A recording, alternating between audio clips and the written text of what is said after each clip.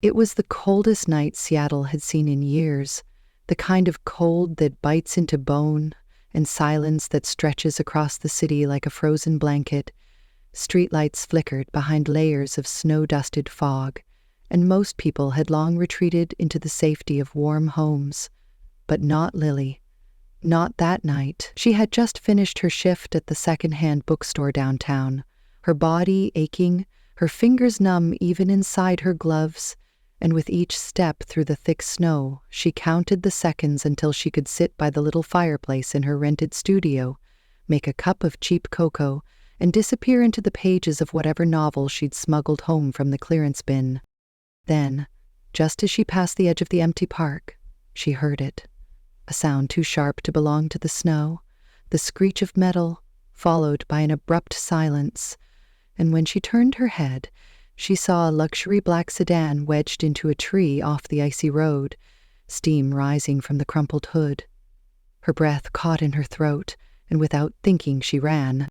The car's door was unlocked, the inside smelled of burnt rubber and blood, and there in the driver's seat was a man unconscious, slumped forward, lips pale, skin gray, breath shallow and barely there. She shook him, called out, but got nothing. No movement, no words. Just the eerie stillness of a man moments from slipping away. Her phone was useless, no signal. The storm had knocked out the tower lines, and the hospital was miles away. Impossible in this weather without transport. She had no choice. Dragging him through the snow took everything in her. Her knees scraped, arms burning, back aching. But somehow she managed to get him into her apartment, laying him on her worn-out couch, piling every blanket she owned on top of him, boiling water, turning on the single space heater, rubbing his arms, whispering at him to stay awake, to stay alive. But nothing worked. His pulse was slipping, his hands were like ice. In her panic, a memory surfaced, something from a first aid class she once took, a last resort for hypothermia when nothing else works, transfer of body heat, skin to skin. The idea terrified her, not because of him, but because of what it meant, the vulnerability, the intimacy. And yet this was not about desire or shame. It was survival, human life hanging by a thread.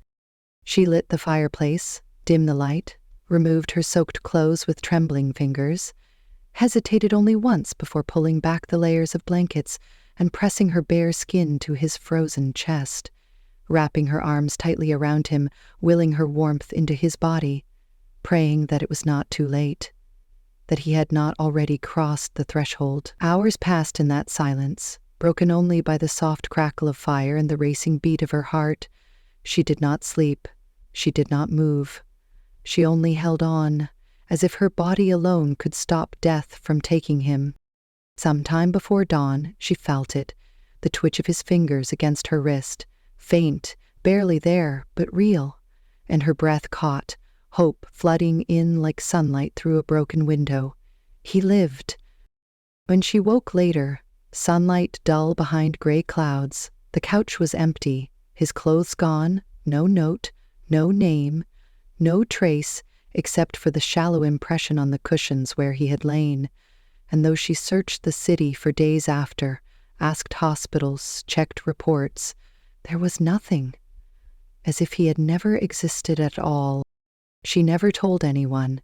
She moved on, or tried to, but the memory of that night stayed, not because of what she gave away, but because it was the first time she had chosen to save a stranger, with nothing but her own skin and soul, and somewhere in the back of her mind, something told her it was not the end.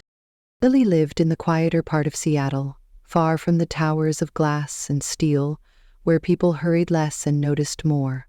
The kind of neighborhood where stories got passed from one front porch to another, and where loneliness had a softer echo. Her apartment sat above an old bakery that closed 2 years ago, its windows now boarded, its name fading beneath layers of time and dust, and though the stairs creaked and the heater wheezed through every winter night, she loved the place because it was hers. Small and worn, but hers alone.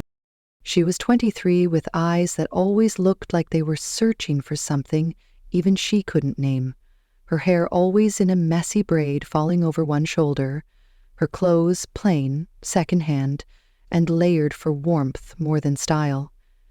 Life had never been easy for Lily, and she had stopped expecting it to be fair after she turned 16, the year both her parents died in a car crash, and no one in her family wanted to take her in. She grew up fast in the system, bouncing between shelters and foster homes, learning to keep her head down and her hands clean, surviving on minimum wage and kindness from strangers who rarely stuck around long enough to become anything more. Despite it all, she had never let bitterness root in her heart, because somewhere deep inside she still believed in good people, in quiet grace, in the kind of love that asks for nothing and gives without keeping score. She worked 2 jobs, mornings at the old bookstore run by an elderly couple who treated her like the daughter they never had, and evenings as a part-time waitress at a small diner near the harbor, saving every cent, dreaming of one day opening a little book cafe of her own, the kind with plants in the window and soft music in the background, where stories could live and breathe. Lily had always found comfort in books, in stories of people finding each other against all odds, in pages where the girl who had nothing ends up with everything, not because of luck or money, but because someone finally saw her for who she really was and loved her anyway. She used to think those stories were foolish, just fantasies written to sell hope, but the night she held a dying man in her arms and gave away the most intimate part of herself without knowing his name, something changed. For days after, she searched for him, walking blocks she had never noticed before, standing in long lines at hospitals, asking for records, staring into the faces of every man who passed by, hoping to see those same dark lashes, the faint scar near his temple, the jawline that had pressed against her collarbone. But it was as if he had vanished into the storm, and though part of her told her to forget, another part whispered that people don't just disappear without reason, that fate doesn't bring someone into your life like that and never return them. Seattle moved on as it always did, busy and relentless, the snow slowly melting into grimy puddles, the headlines shifting from blizzards to politics to scandals involving the rich and untouchable, and Lily returned to her routine, quieter now, more distant, carrying a secret no one knew, a memory she folded away like a letter never sent. What she didn't know was that the man she had saved was not just anyone. He was Ethan Alexander Evans, the elusive billionaire who owned one of the largest tech corporations on the West Coast, a man who rarely appeared in public, who built empires behind closed doors and walls of silence. Weeks before the accident, he had vanished from every radar, his absence explained by a vague press release about a private medical retreat. No one knew he had nearly died on a snowy street just a few miles from where his own face lit up billboards. The city kept spinning, unaware that 2 lives had collided in the quietest, most intimate way, then drifted apart, like strangers in a crowded room. But destiny has a way of remembering what people forget, and while Lily tried to bury that night beneath shifts and small smiles and unread books, something much larger was already moving behind the scenes. Because some debts can't be paid in silence, and some stories are only just beginning when we think they have already ended. It was almost 3 months after the storm when Lily's life crossed paths with his again, not with warning or recognition, but with the same quiet randomness that had surrounded everything between them from the beginning. A Tuesday morning that looked like any other, sky overcast, coffee lukewarm, and Lily sitting in the corner of a job interview she barely remembered applying for, just another temp agency gig among the dozens she had chased since losing her bookstore job when the owners decided to retire and move to Florida. The room was sterile and tall-windowed, somewhere in the heart of downtown Seattle, the kind of space that made her feel out of place before anyone even spoke. But she kept her head down and hands clasped, nodded politely at the receptionist, repeated her name softly when asked, and waited for something, anything, to begin. The interviewer arrived 20 minutes late. A sharply dressed assistant manager who barely glanced at her resume before explaining the job in clipped tones. Nothing too special, mostly administrative assistants, a 6-week contract with one of the region's largest tech firms, named confidential until placement was confirmed, and Lily nodded through it all, only half listening, until she heard where the job would be. Evans Tech. Something inside her stilled. The name meant nothing to her emotionally, but it tugged at a memory. A billboard she had once passed downtown, a headline on her neighbor's newspaper, the name tied to someone powerful, someone invisible, someone rich enough to live behind walls no one could see through. Still, she didn't think much of it beyond the usual intimidation that came from working for people who wore custom suits and smelled like cold marble. 2 days later, she was standing in a mirrored elevator 30 stories up, clutching a clipboard and trying not to sweat through her blouse, repeating silent affirmations to herself like a chant. I just need the paycheck. Just do the work. Stay invisible. Leave with dignity. And that was her plan, until the elevator doors opened and she saw him. He didn't see her. He was standing near the window, tall and polished, a dark suit tailored to his frame, talking to someone on the phone with a voice that could command attention without ever rising.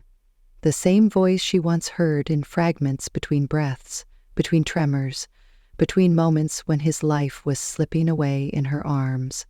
And for a few seconds, she couldn't move. He turned slightly, revealing the sharp angle of his jaw, the familiar shadow near his temple, and something fluttered violently in her chest. Because it was him. No question. Alive and powerful and standing just 10 feet away, and he had no idea who she was.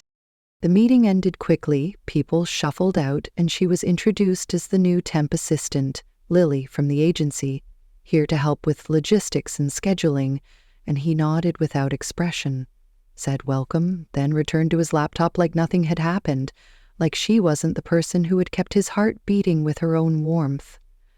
She didn't expect him to remember. She had known that was possible. Still, it hurt in a quiet, unexpected way. A small ache that settled under her ribs and didn't leave. Weeks passed. She did her job, stayed late when needed, learned the rhythm of his office, how he liked his coffee strong and his meetings short, how he never stayed in the same room for too long, how he sometimes stared out the window like he was searching for something he couldn't name. She became efficient, indispensable even, and slowly his walls began to lower. Not much, just enough to allow the occasional joke, the rare smile, and sometimes, late at night when the office had emptied and the city lights blinked beyond the glass, they would talk not about work, but about books, about the sound of snow falling on trees, about how some people survive just by believing that something better is possible.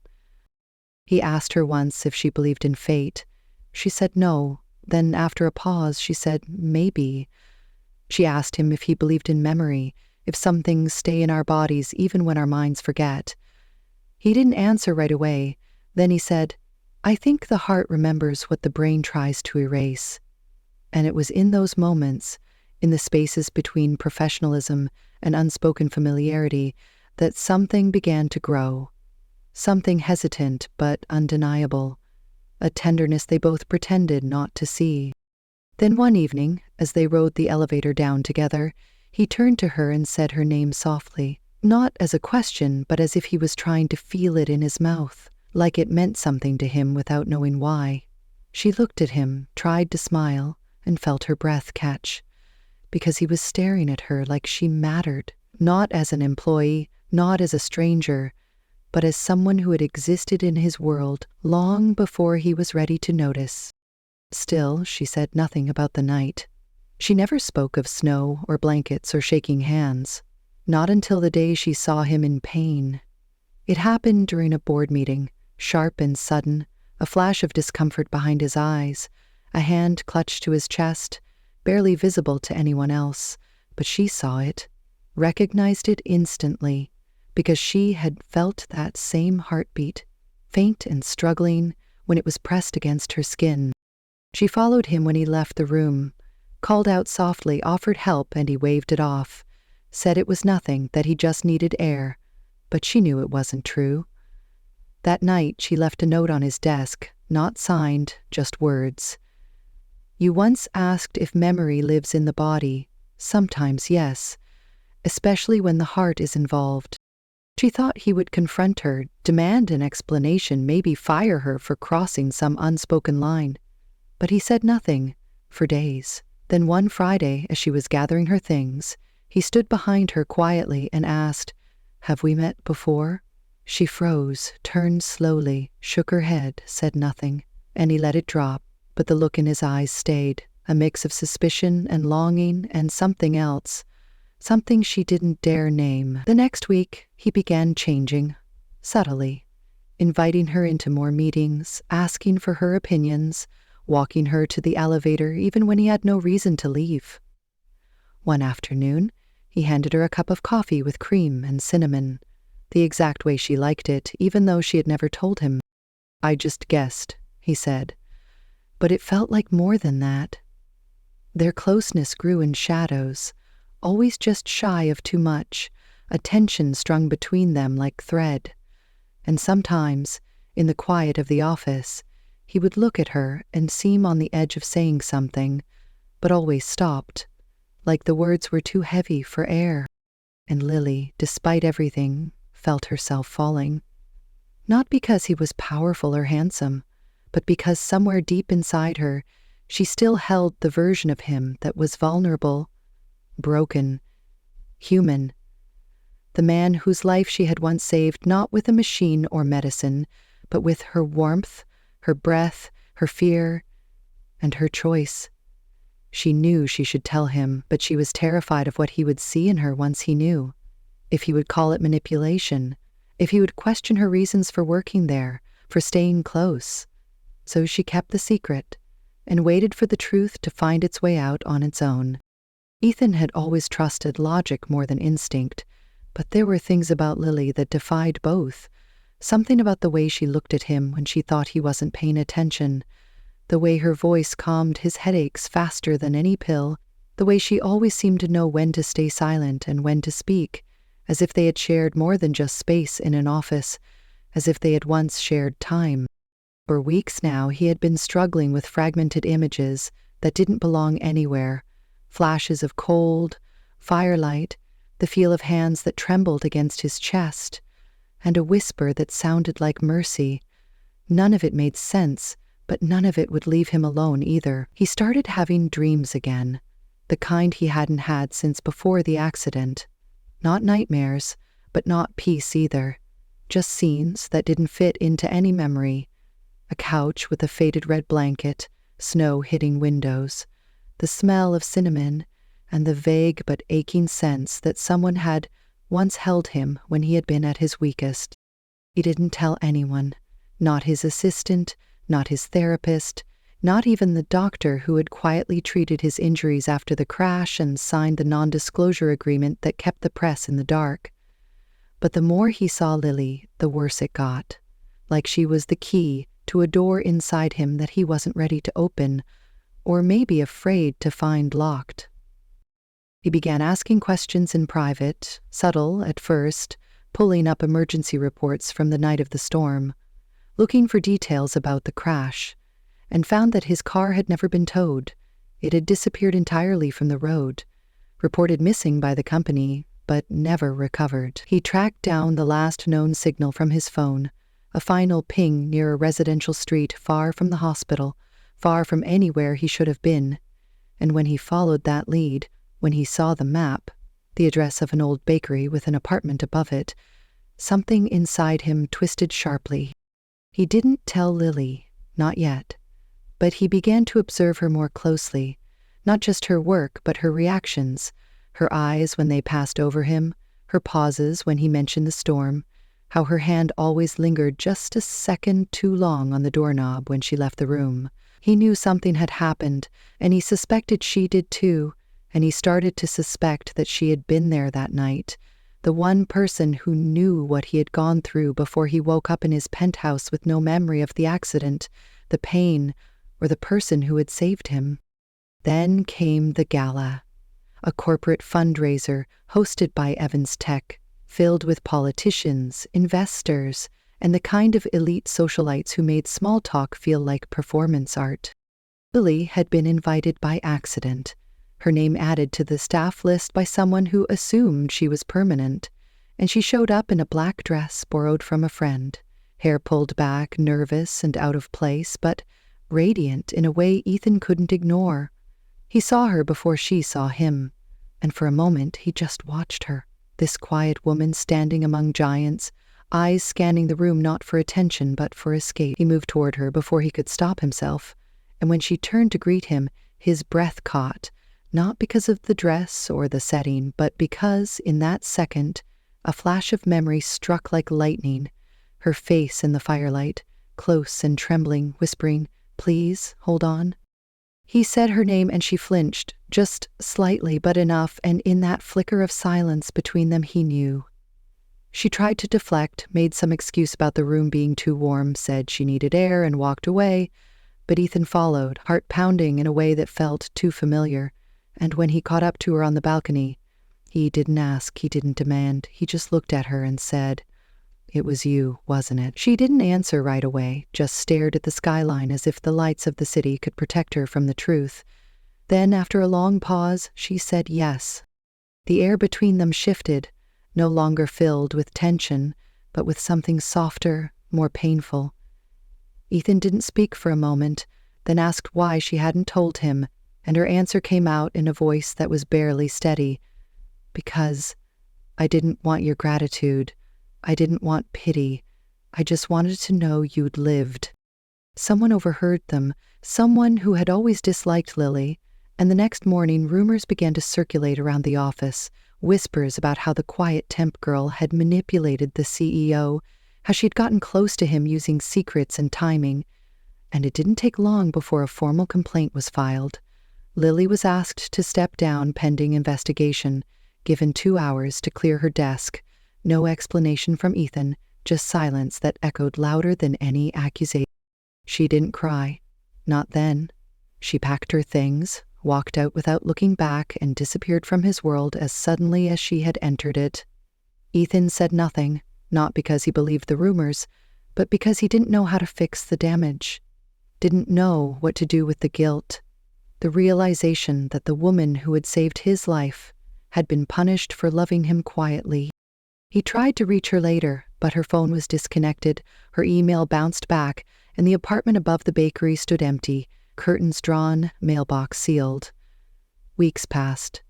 The company struggled through an internal crisis as one of the board members was caught embezzling funds, the scandal threatening their reputation and stock value. Ethan buried himself in work, in damage control, but every time he sat alone in his office, her name echoed in his thoughts. One day, while reviewing files for a charity project, he came across a handwritten letter tucked inside a donation envelope, addressed to no one, unsigned, but the handwriting was hers. It wasn't a confession. It wasn't a goodbye. It was just a story about a night in the snow, about choosing to give something not because it was asked, but because someone's life mattered more, about how saving a life doesn't always mean being remembered for it. Sometimes it just means knowing you were there when it counted. Ethan read the letter 3 times. Then he stood up, grabbed his coat, and walked out of the building without telling anyone where he was going, because he finally understood what needed to be done, not for redemption, not even for closure, but because the truth had been silent long enough. The rain had replaced the snow by the time Ethan found her again, the city now soaked in gray and wind instead of ice, but the chill in the air felt just as sharp, and he knew if he waited any longer, he might lose her completely. He had spent the past week retracing every step, every note, every name that might lead him back to her. And finally, through a mutual contact at the bookstore, he discovered that she had taken a job sorting inventory at a small community library on the edge of town, far from the towers of downtown, and even further from the world he lived in. He drove there without a plan, wearing clothes too expensive for the neighborhood, drawing stares as he passed between rows of parked cars with broken mirrors and faded license plates. But none of that mattered. What mattered was what he would say once he saw her, if she would even look at him, if she would let him explain why he had let her walk away without a word. She was inside, hunched over a table, organizing a stack of weathered paperbacks, hair tied back in the same braid he remembered, eyes focused on her task like the world beyond it no longer existed. He stood by the door for almost a minute before she noticed him, and when she did, her body tensed, not in fear, but in resignation, like she had always known this moment would come, but hoped it never would. He stepped forward, unsure how to begin, then simply said her name, Lily. She didn't answer, just looked at him, expression unreadable, waiting. He told her everything, about the memories that refused to leave him alone, the dreams, the guilt, the way her silence had haunted him more than any accusation could have, and how he had chosen to believe the worst not because he thought she was cruel, but because it was easier than facing the truth that someone had given everything and asked for nothing. He said he had failed her, not as a boss or a man in power, but as the person she had once saved, in the most human way possible. And now he couldn't sleep without hearing her voice in his head, the voice he hadn't known belonged to her until she was already gone. Lily listened without speaking, her hands still resting on the book she had been holding when he arrived. When he finished, she said only this: "You let them think I was using you. You let them drag me out like I was a liar, and you said nothing." He nodded slowly, because there was nothing else he could do, because no apology could erase the image of her walking away from the life she had quietly protected. Then she added, "You said I saved your life, but do you really understand what I gave up that night?" He stepped closer, his voice lower now. She shook her head, turned away, and he almost laughed, almost walked out again, until he said the sentence that had been waiting on his tongue since the moment he found her. The one truth he hadn't dared speak, until now. "You gave me your warmth when I had nothing left. You gave me life. And if you walk away now, I'll let you, but please know this. I never forgot the way your arms felt around me, even when I forgot everything else." She froze, breath caught, and for a long moment neither of them moved. Then, very quietly, she whispered, "I held you because no one else was there, not because I wanted anything, not because I expected you to love me." He closed the distance between them, not touching her, not reaching for her, just being there, solid and quiet, and said, "That's exactly why I do." And then she cried, not from sadness, but from all the things she had kept locked inside, all the nights she had wondered if what she had done would ever matter to anyone, all the doubts and fears, and moments of wondering if she had been foolish to believe that compassion could mean something in a world ruled by power. Later that night, they sat on the library steps, watching rain fall on empty sidewalks, and she leaned her head against his shoulder without saying a word, and he let her, because some silences don't need to be filled. The next morning, he returned to the office and called for a company-wide meeting. In front of the entire team, board members included, he addressed the incident that had led to Lily's departure, stated clearly and publicly that the rumors were false, that she had acted with integrity and grace, and that his own silence had been the company's greatest failure. He reinstated her on the spot, not as an assistant but as the new head of community partnerships, overseeing a new initiative to fund libraries and literacy programs across the state, a role built around her passion and her story, because, as he said in front of everyone, the future of this company is not just in technology, but in humanity, and she reminds me what that looks like. Some people applauded, some stared in confusion, but she stood in the back of the room and watched, eyes dry, heart pounding, because for the first time she saw what it meant to be truly seen. That night he drove her home, not to the bakery, but to a new apartment he had helped her find weeks earlier, in a better part of town, under her name. No debts, no expectations, just a place to start again. She looked at him before stepping out of the car and asked, "Do you really remember me? Or just the story you've built around me?"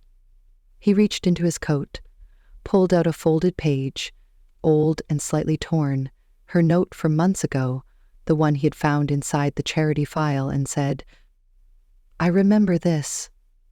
I remember how it made me feel, and I remember that no one else in my life ever gave without asking for something in return, except you." She held the paper like it was made of glass, eyes soft, and for the first time since that night in the storm, she smiled, without sadness behind it, and he knew, whatever came next, it would begin with truth. The weeks that followed moved like pages turning in a book Lily never thought she would get to read, the kind where the girl doesn't just survive, but is finally seen, not as a shadow in someone else's story, but as the beating heart of her own, her days filled with work she cared about, her nights no longer haunted by the memory of leaving quietly. And though things with Ethan were still undefined, still tentative, something between them had a quiet gravity drawing them closer with each shared glance, each conversation that lingered longer than it needed to.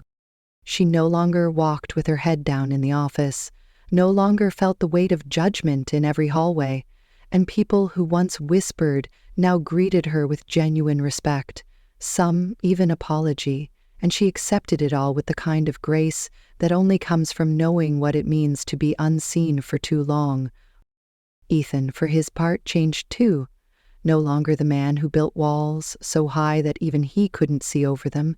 He became more present, more open, allowing vulnerability where before there had only been distance, and in moments when they were alone, he would speak with a softness that startled her, telling her about his childhood, his mother who died young, the loneliness that had followed him even as the world called him successful, and how that night in the storm had become more than just a memory.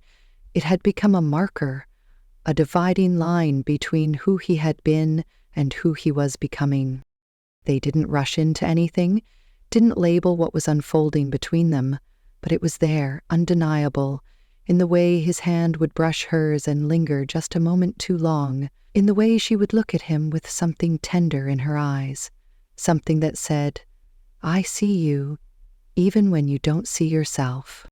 Then came the call. It happened on a quiet afternoon, the kind filled with sunlight and slow coffee, and Lily was reviewing reports for a literacy program when her phone buzzed with a number she didn't recognize.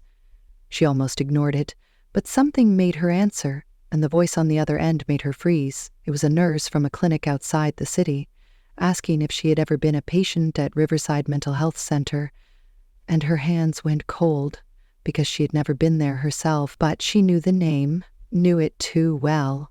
It was where her mother had been institutionalized before her death, a place Lily had tried to forget. The nurse said there had been a mistake in the system, a file recently declassified, and her name was listed as the contact for a patient from 5 years ago, a boy born under duress, no father listed, mother admitted shortly after birth, and when Lily asked for the name of the mother, the line crackled.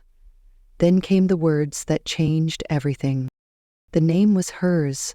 She couldn't speak, couldn't move, only listen, as the nurse explained that the child had survived, that he had been placed into a closed foster system due to a clerical error that had marked her as deceased following a psychiatric episode after birth, the truth buried under red tape and silence, and now, 5 years later, a DNA recheck done for medical reasons had flagged her as a match.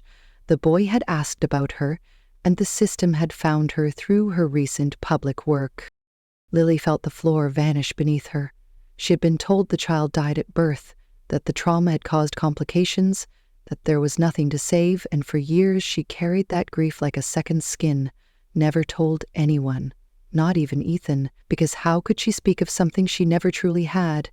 And now here it was, the truth unraveling before her eyes. She drove to the clinic alone, heart pounding so loud she thought it might shatter her ribs, and when she walked into the room, she saw him, small and quiet, sitting in a chair with the book too big for his hands, and when he looked up, she saw her own eyes staring back. He didn't speak at first, just blinked at her, then whispered, "Are you the one from the snow?"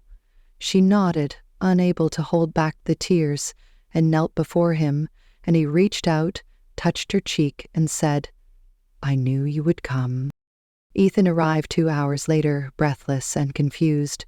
Lily had called him once, barely coherent, told him she needed him, and when he saw her sitting beside a child with her features and quiet resilience, he understood before anyone said a word.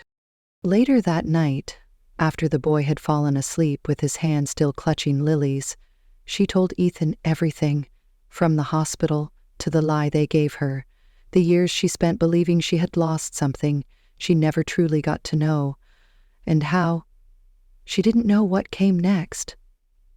Only that she wouldn't let the boy go again. Ethan didn't interrupt, didn't try to make it easier. He just held her hand and said the words she didn't even know she needed to hear. "We'll figure it out together." And for the first time in her life, Lily believed she wouldn't have to carry everything alone.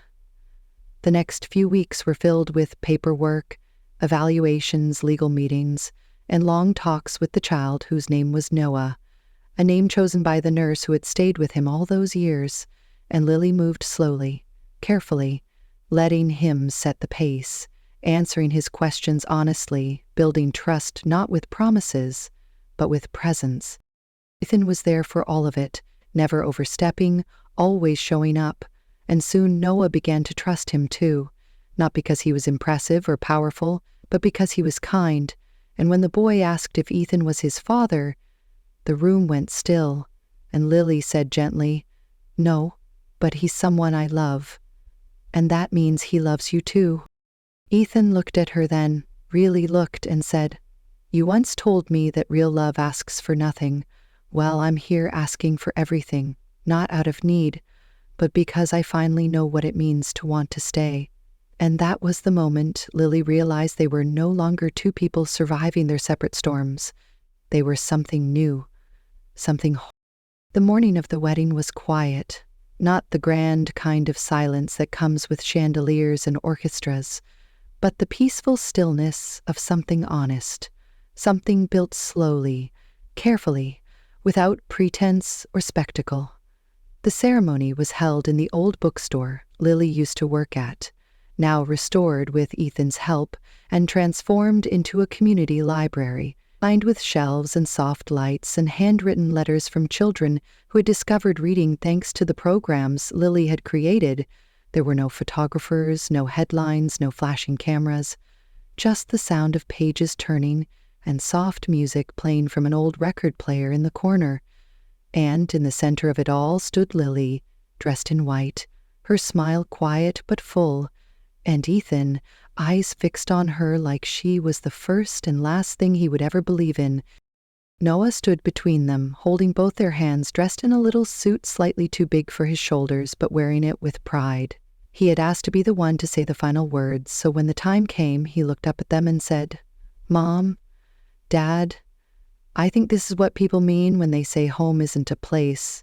It's who you wait for when you're scared and who stays when things get hard. I think you're each other's home, and I'm lucky I get to live there too." There wasn't a dry eye in the room, but no one tried to hide their tears, because this wasn't the kind of love you keep secret or silent. It was the kind you let grow out loud, the kind you fight for, the kind that doesn't just heal wounds, but makes you proud of the scars. Later that night, when the guests had gone and Noah had fallen asleep curled up in a corner with a book still open on his lap, Ethan and Lily stood alone under the same sky where their story had started. No snow this time, just stars, clear and close, and Lily looked at him and asked, "Do you ever wonder what would have happened if I hadn't been there that night?" And Ethan answered without hesitation, "I don't wonder what would have happened if you hadn't. I only thank whatever made sure you did." She smiled, leaned into him, and whispered, "You once told me your heart remembered me even when your mind didn't, and I used to think that was just something beautiful to say. But now I know it's real, because even after everything, even after forgetting, you still found me." Ethan wrapped his arms around her, held her close, and said, "I didn't just find you. I found the part of me that only existed because you believed I was worth saving." In that moment, beneath a sky full of quiet stars, they weren't the billionaire and the girl who had once been invisible.